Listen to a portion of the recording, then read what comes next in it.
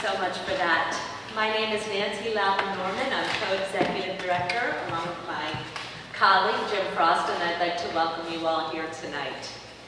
So tonight is a historic night, not just because it's residency number 167 and all of you are here, but because it's Jim's last Inside Out. I know, audible gasp. We all feel the same way. After 25 years of a wonderful career here at Atlantic Center, 113 residencies, Jim has taken a job down in Miami, so he'll still be close by. But I just wanted to say, Jim, 25 years is such institutional history, and his heart has always been with all of the artists. He still remembers associate artist names from, back in the day, 100 residencies ago, and which master artists they worked with and who they collaborated with. He is just a font of knowledge about our history. He is also an amazing thought leader. And I tell you, Doris Leeper had a vision for this place that was amazing. And Jim, with his thought leadership, has led us to where we are today. So, without further ado, Jim.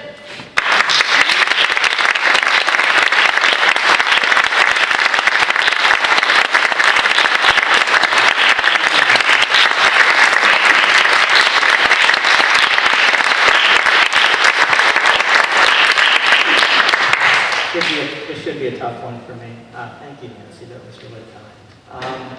Yeah, 25 years. I don't want to make it all about me tonight because this place is all about the artists, but I just want to say a couple words. I got to give a shout out to my colleague Nick Conroy. 24 years.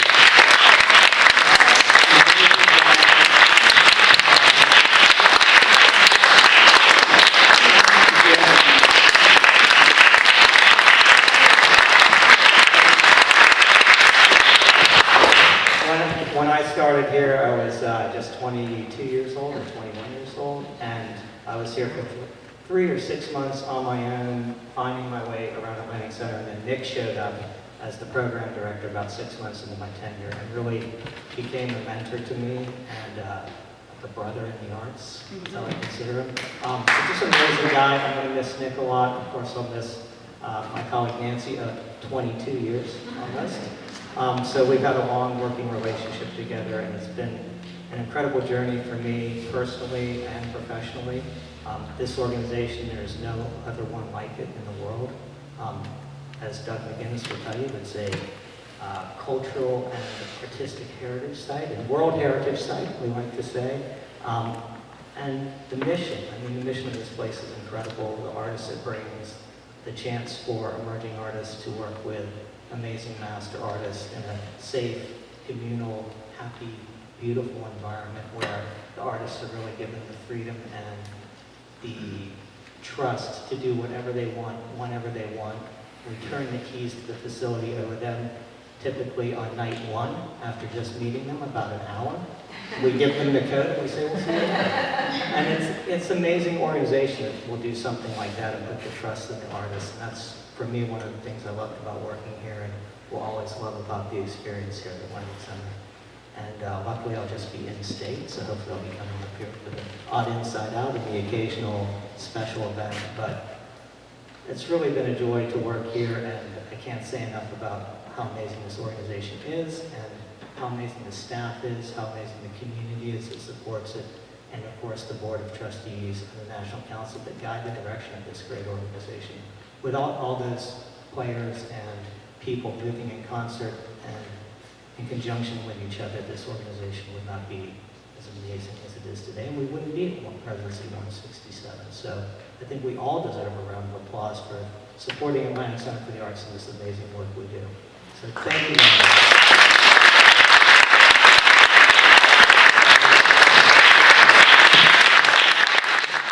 Armadillos and alligators, bees and no-see-ums, all those whom we share this paradise of palmetto, and everybody else.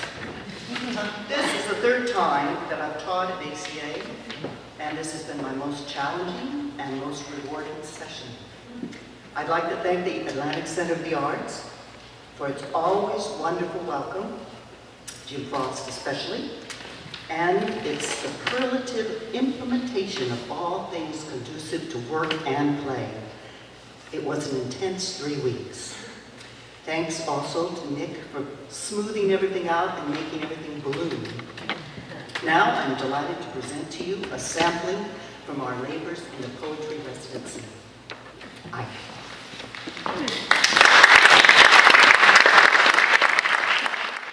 I made it.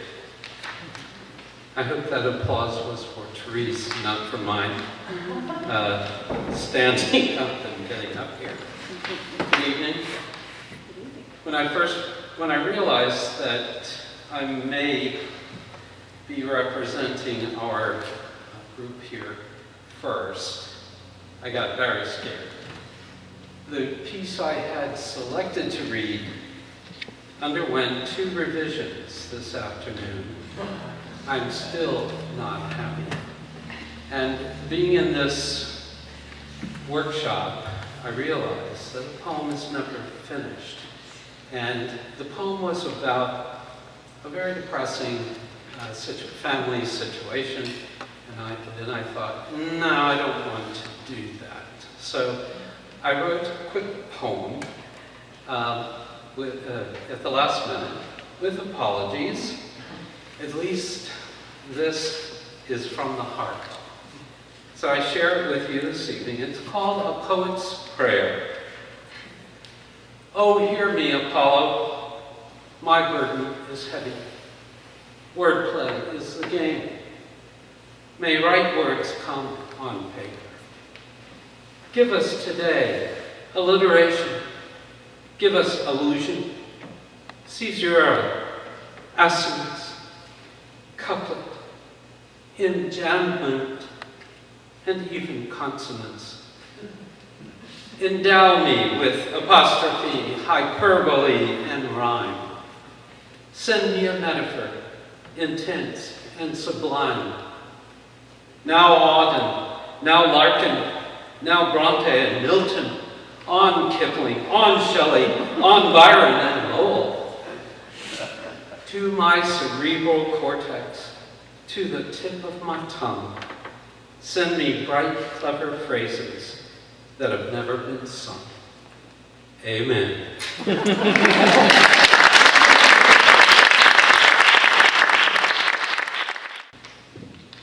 Hello, everyone. I'm going to read a poem. I'm just going to read one poem. It's a little long, and there are 2 voices in it. The second voice doesn't come in for quite a while. I wrote the first draft of this as a response to a prompt that we got early in the poetry workshop that comes from a poet named Jim Zimmerman. And it suggested 20 different things that should be all in one poem. So you can maybe, one way to listen to this would be to guess what were some of the 20 different things that were supposed to be here. Or you could just listen to it. It's called Lines for Liberation.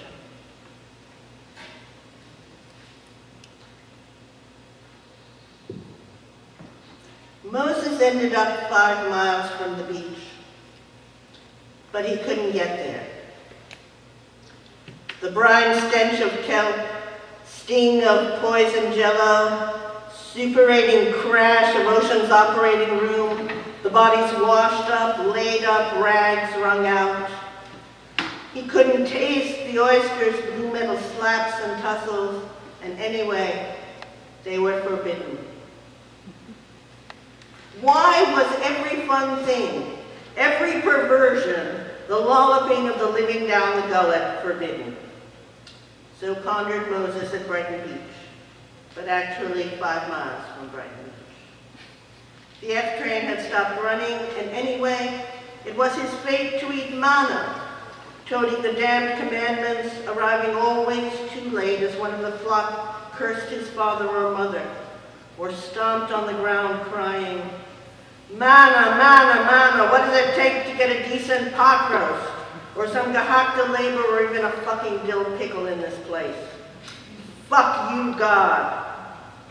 Then Moses would appear with tablet like an Alka-Seltzer, the raw sunburn of his piety rasping at his acolytes like an industrial sander that only speaks Egyptian. Nikki, you will go to the beach.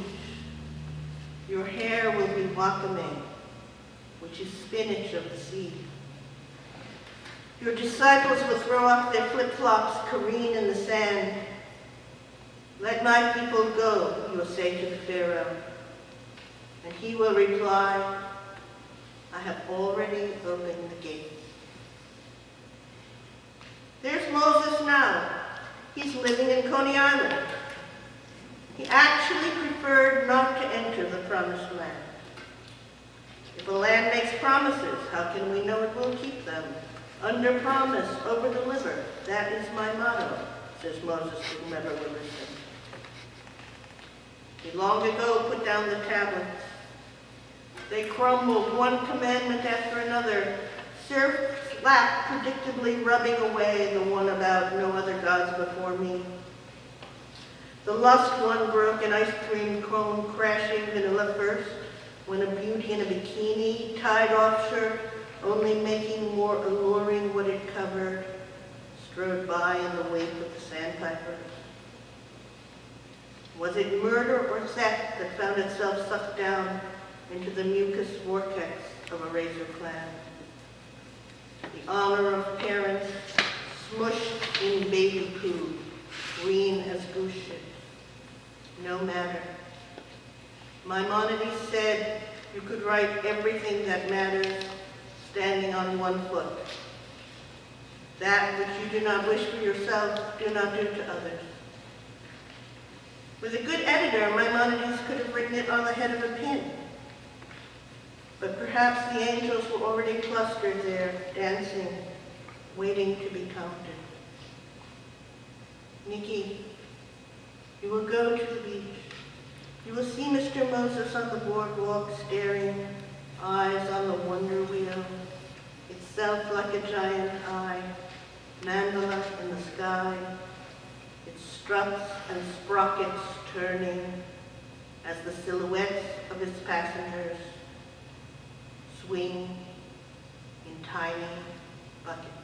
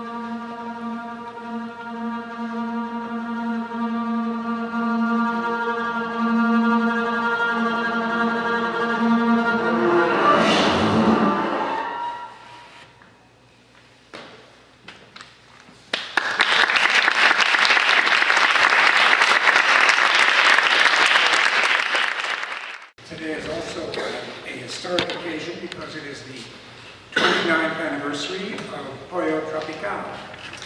And I have here a 2 can dine for $9.99 coupon that unfortunately is valid only today.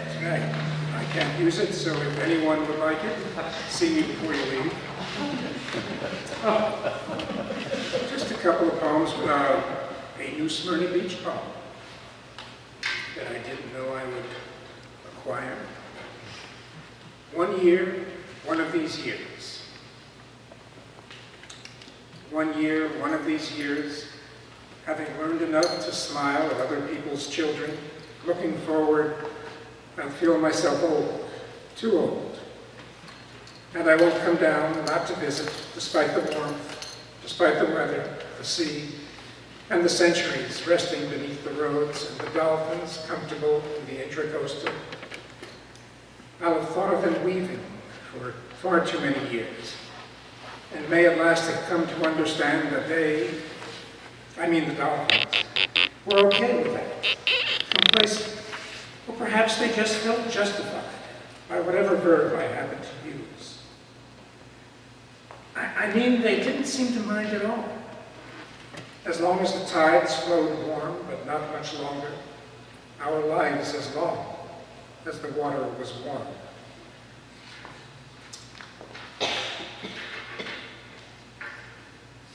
Where are my marbles? I don't remember. Out on the town somewhere, I think. Where does the time go? I mean, when it's had too much to drink, when it's decided not to wear its memory, as if what's real were memory. Yes, I know this will have to do. It's just as well my heart's misplaced. Yes, you'll say with a smirk, out on the town somewhere, I'd wonder. Wherever time goes when it takes off on a bender, wherever marbles gather and hearts on the loose look to ascertain the line they must take to find home again. Thank you.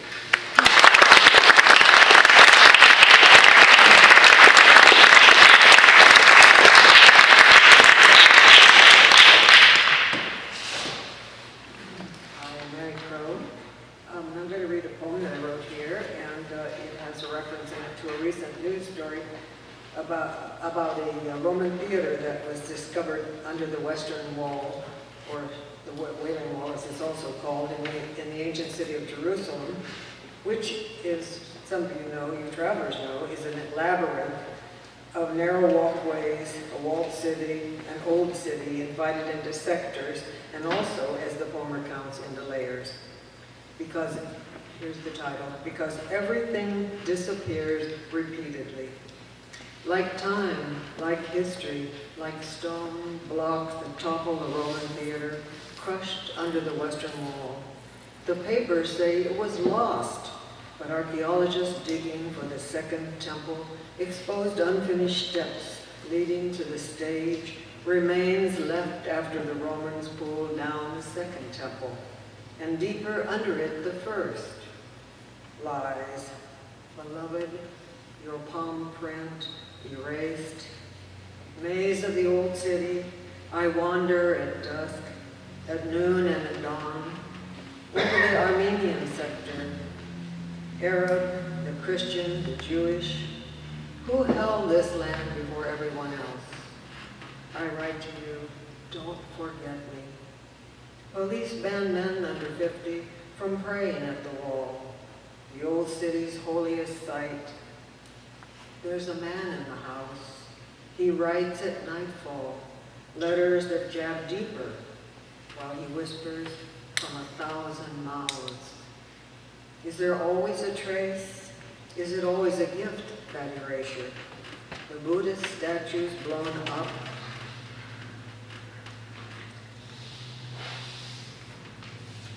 stolen Caravaggios, Gus, whose ashes my garden swallowed. In remembrance, 200 seats in that theater, 200 restless as the play begins.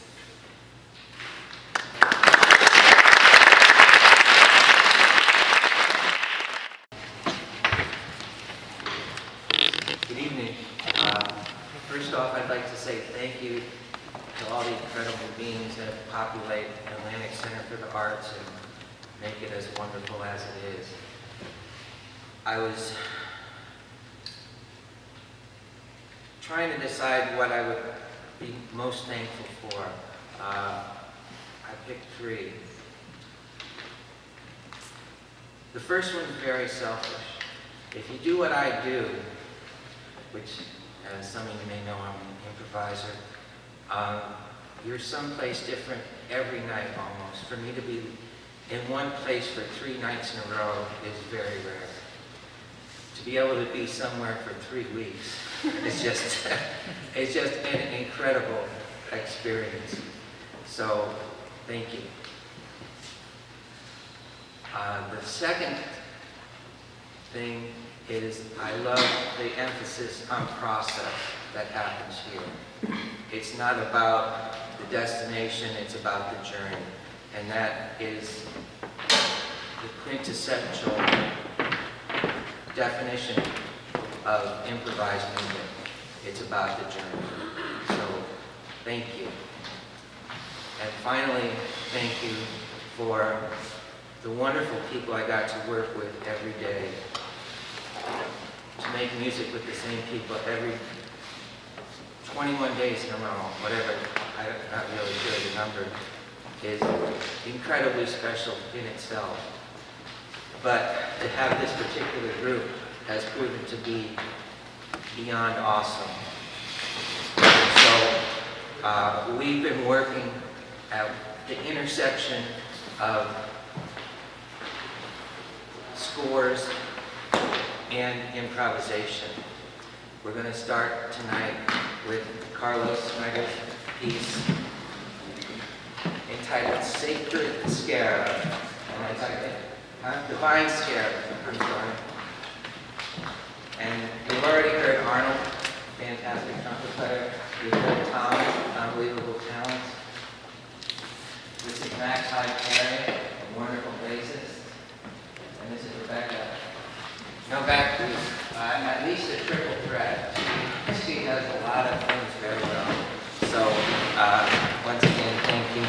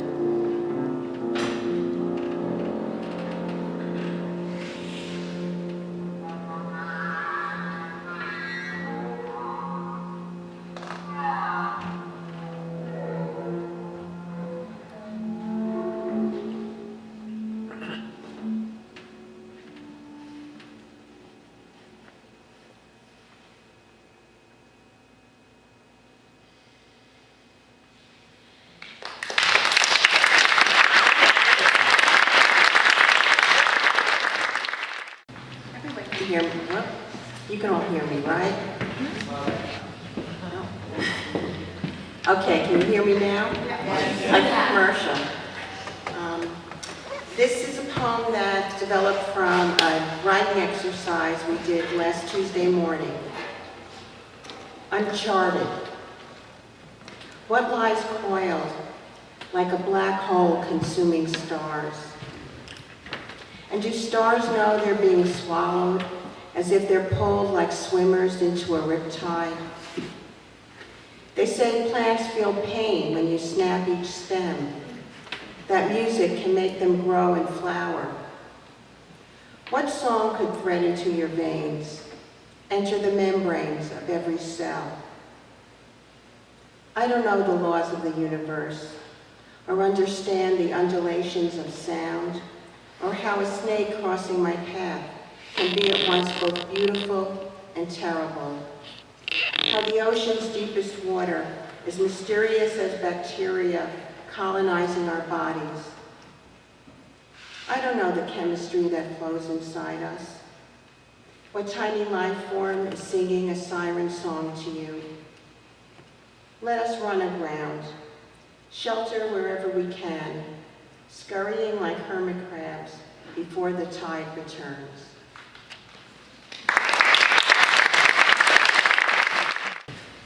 Hello, my name is Jacob.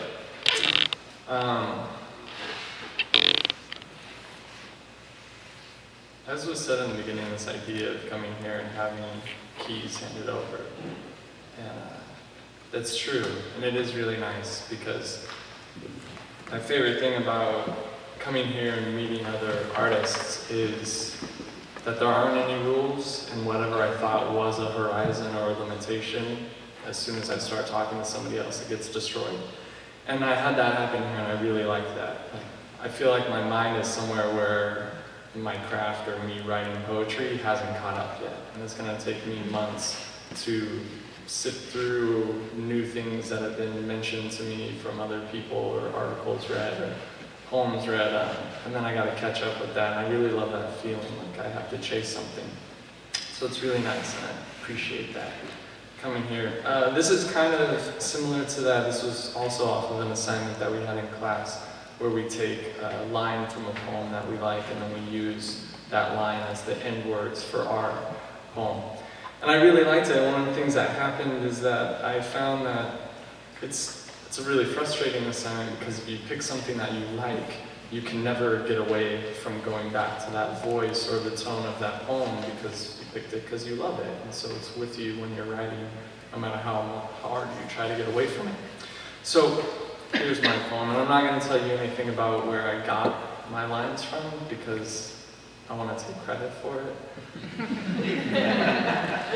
I stole from a Larry Levis poem that I like. I love the times when my body or mind move without my knowledge or meaning, as if something deeper inside, maybe my soul, knew what I not only needed to do, but what I really wanted to do. If I could always act that way, I wouldn't need to worry about my future or happiness, even though I'd still worry about others. My brothers, for example. I've been thinking a lot about him. Used to not think about him or my parents or myself, but I wasn't moving either, and wasn't happy, just floating forward on the river asleep. Somehow I woke up before the waterfall and managed to make it to shore. He is my brother, and I am his, and so we understand something underneath life, the turned over part with the worms and cold soil. I refuse to turn into something other than me, unless that me is an extension or a growth, but not poetry. Don't let me turn into paper. Thanks.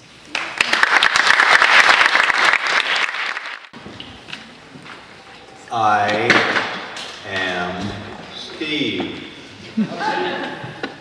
and I've been blessed by being with so many creative individuals that spurred me to make what you are about to see, which is an experiment of 4 elements in my current practice.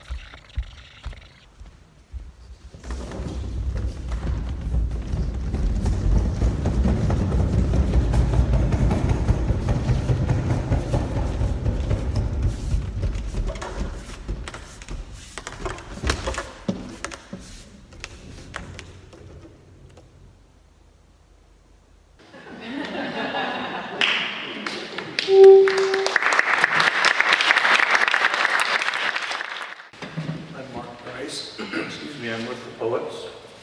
This is my 5th time here in different disciplines since 1986, and this place remains all about permission, and I deeply appreciate that.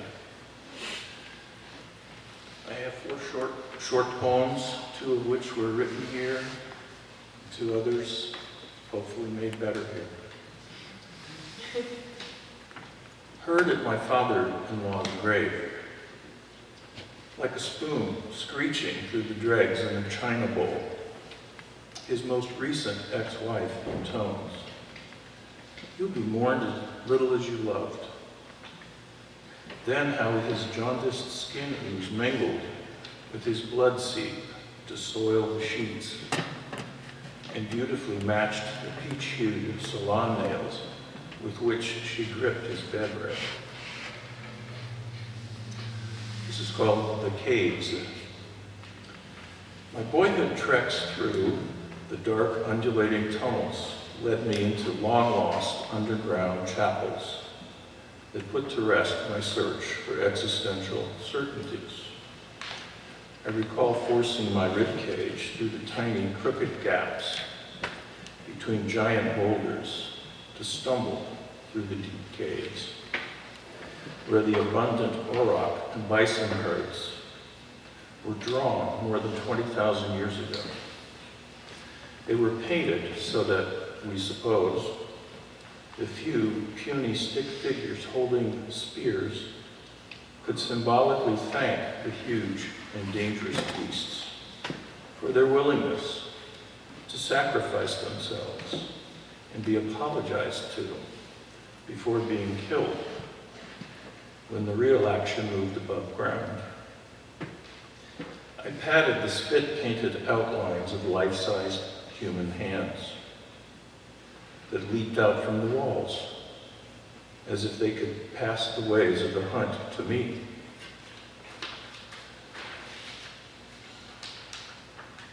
This is called Never More Alive. You're never more alive than when you're in combat, my late father once explained. Decades later, as he neared his own death, he confessed that the greatest concern in his life had become our mother's worsening dementia, after which he proceeded to climb into the wrong automobile. This is called For Nancy at Sunset. A freckled sprite of 8 or 9 stumbles backward onto the beach at our feet. He finger taunts the surf that delivered it. "You ocean, you so bad, you so bad."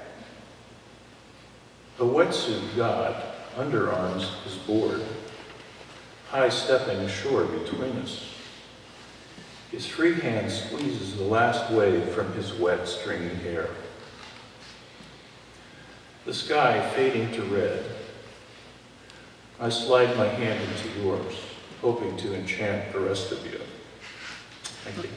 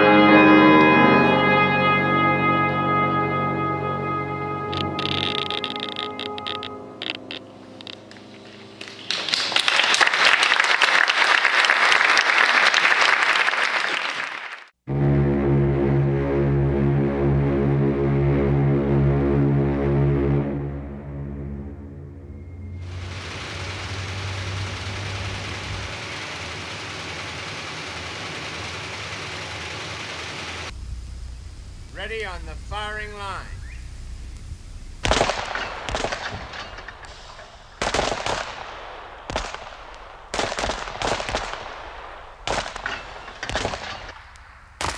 The title of your book, Healing Water, is not just a title, it's a program. It's a statement, it's a mission. You cannot just be a visionary without making vision real. Then nobody will believe you after a while.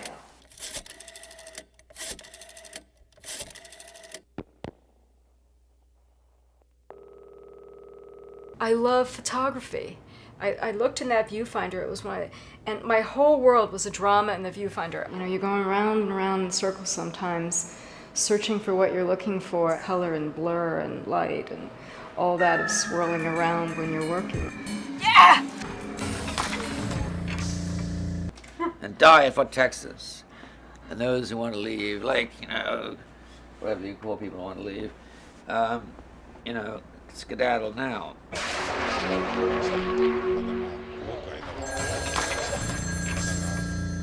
But her special style is to go in the emotion and bring the feeling in the picture. And for me was this a style of photo paintings. Linda is one of the biggest photographers. She can paint with a camera.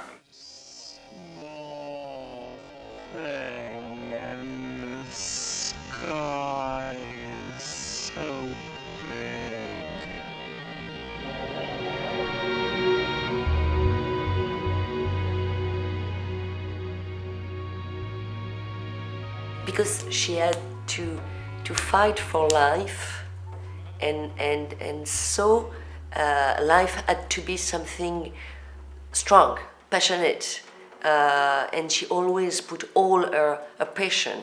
She went in life like. My dear Linda, I met Linda as a mother of ours in Yosemite, where Ansel Adams was running his famous workshop. But she has a spirit, this girl. She's unique.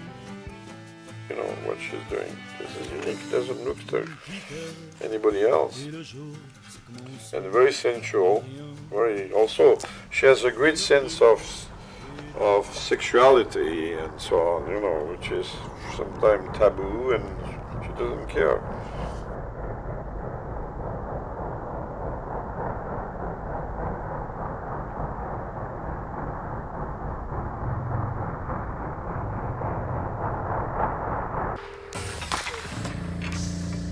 Recently, H&M had a photograph like 7 stories high on the Flatiron building. And I know the creative director. I met her through Karl Lagerfeld.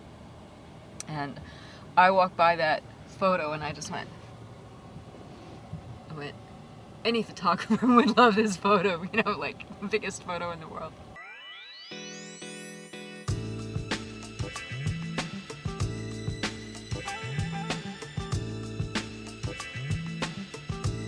Actually making room for just some generous spread so you can really get into a picture, so you can really assert the photography in the book. That's the language. Okay. Right? That's the language I'm looking for. You've done that here. Yeah. But to pick those pictures that you think are the most Troeller-esque, or the ones that you think are saying the thing about the hotel that you most want to say, whatever it is. Right. Although your style is sort of low light, right. shaky, so you Right. gotta think about that on that scale too.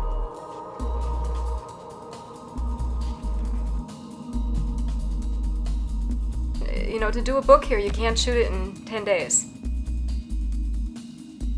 The timing is right. You know, I think it wasn't just people moving into my space. It was the space of the hotel expanding out, sort of screaming, there's a story here.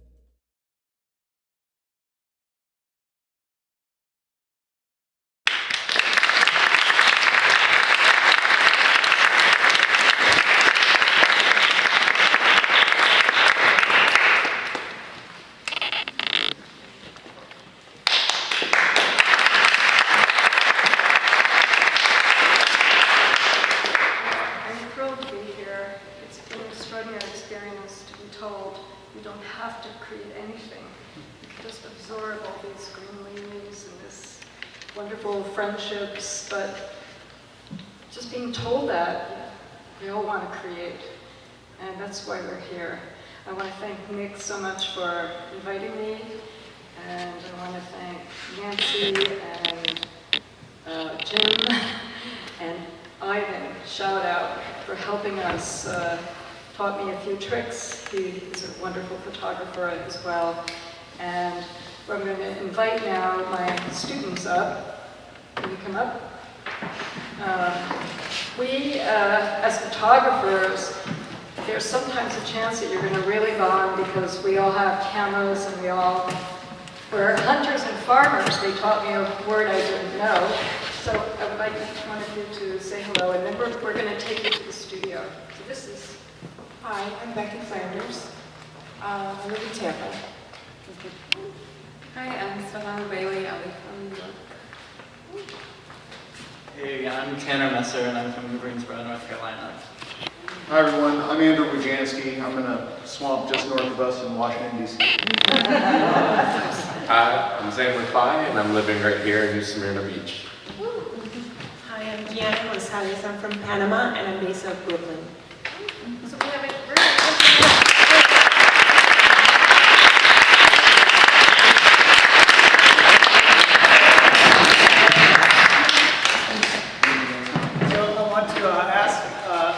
invite everyone to the studios, and in about half an hour, the musicians are going to have another piece to present in the music studio. So count, you can watch or take a moment to get a sense of the time. So count down about half an hour, and we'll join up with the musicians over in the music studio. In the meantime, please come to see the work that the photographers and visual artists have on hand in the main studio. Just down the walkway. So I'd like to invite all the associates up here together, the master artists, the whole residency, all of you, please come up and take